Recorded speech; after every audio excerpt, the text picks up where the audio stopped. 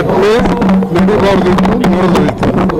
ಅದಕ್ಕೆ ನಮ್ಮ ಭಾರತ ಸೈನಿಕರು ಏನು ಆ್ಯಕ್ಷನ್ ತೆಗೆದುಕೊಳ್ಳಬೇಕು ಅದು ಮುಂದೆ ತೆಗೆದುಕೊಂಡಿದ್ದಾರೆ. ಮತ್ತು ಇಂಥ ಘಟನೆಗಳು ನಡೀಬಾರ್ದಂಗೆ ನೋಡ್ಕೊಳ್ತಕ್ಕಂಥದ್ದು ನಮ್ಮೆಲ್ಲರ ಕರ್ತವ್ಯ. ಯಾಕಂದರೆ ಟೂರಿಸ್ಟ್ ಮೇಲೆ, ಇನ್ನೋಸೆಂಟ್ ಜನರ ಮೇಲೆ ನಾವು ಈ ರೀತಿಯಾಗಿ ಅಟ್ಯಾಕ್ ಮಾಡಿದ್ರೆ ಇಡೀ ದೇಶದಾಗೆ ಟೂರಿಸ್ಟ್ ಎಕಾನಮಿ ಹಾಳಾಗ್ತದೆ.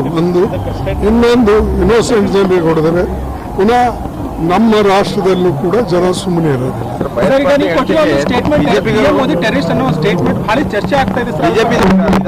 ಇದು ನೀವು ಓದಿಲ್ ಕಾಣ್ತದೆ, ಪೇಪರ್ನಾಗೂ ನಾನು ಅದರ ರಿಯಾಕ್ಷನ್ ಈಗಾಗಲೇ ಚೆನ್ನೈದಲ್ಲಿ ಕೊಟ್ಟಿದ್ದೇನೆ. ಅದೇ ನನ್ನ ರಿಯಾಕ್ಷನ್.